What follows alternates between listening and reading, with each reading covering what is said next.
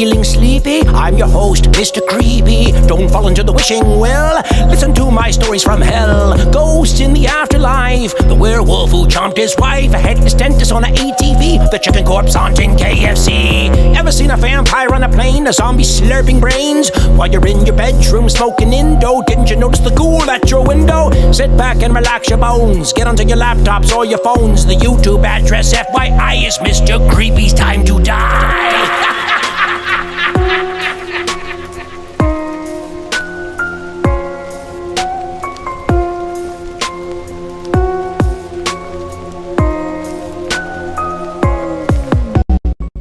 Bad evening. I'm your host, Mr. Creepy. Tonight's story is about a boy named Butch. Perhaps after you hear his story, you'll call him Sissy Boy.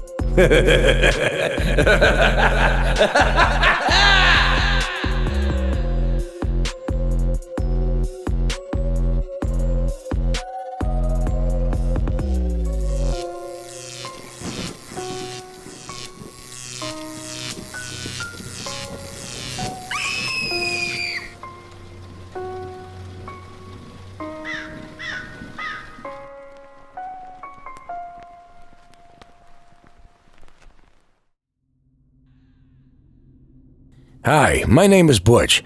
Some people might have called me a bad kid because I'd occasionally sneak out of the house late at night after my parents had fallen asleep.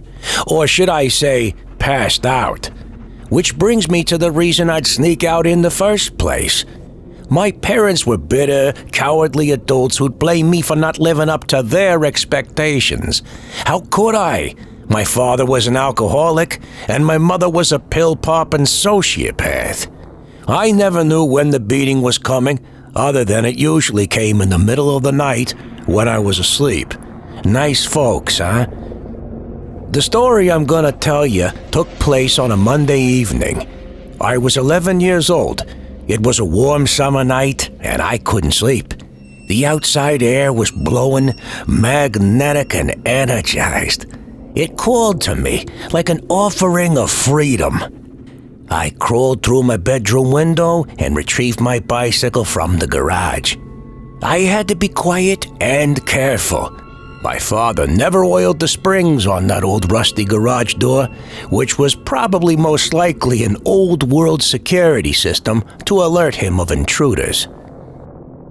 Now riding through my neighborhood, I became bored. This neighborhood on the west side was too safe. I'd head for a more seedy and exciting neighborhood on the east side. A neighborhood known for bars, nightclubs, and condemned houses some 10 miles away. I arrived on the east side of town. Gosh, it was worse than I remembered.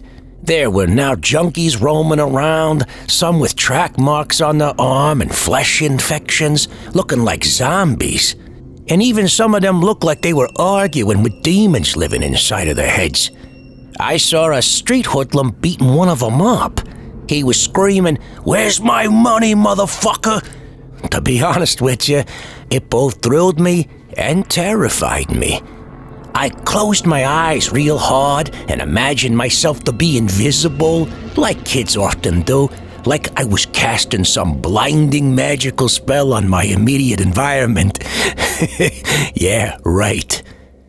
Suddenly, in the corner of my eye, I saw a van with no windows pull up nearby.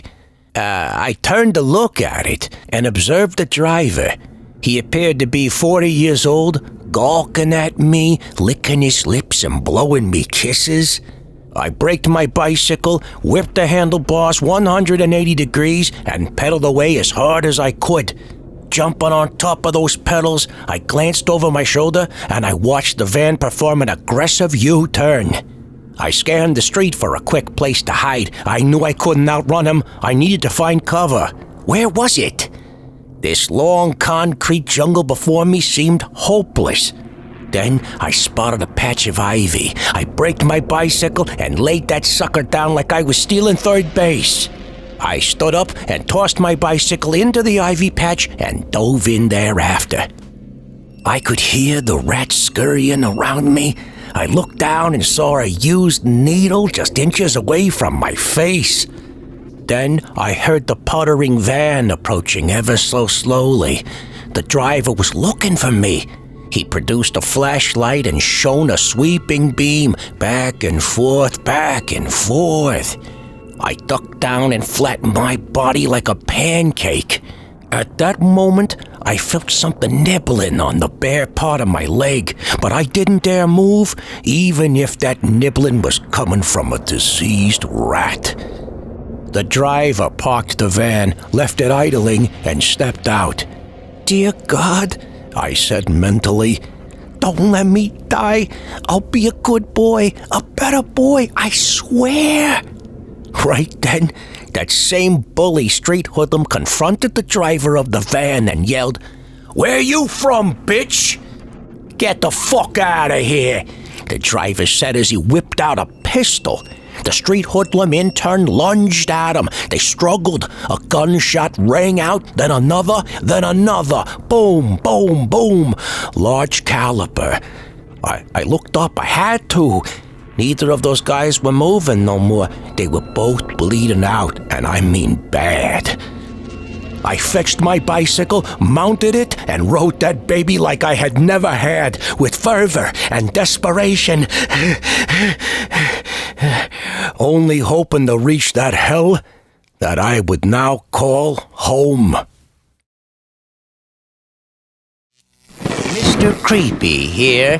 Friends, we don't care what you thought of tonight's horror story. If you don't stab the like button and slash the subscribe bell, this will happen to you. No! No!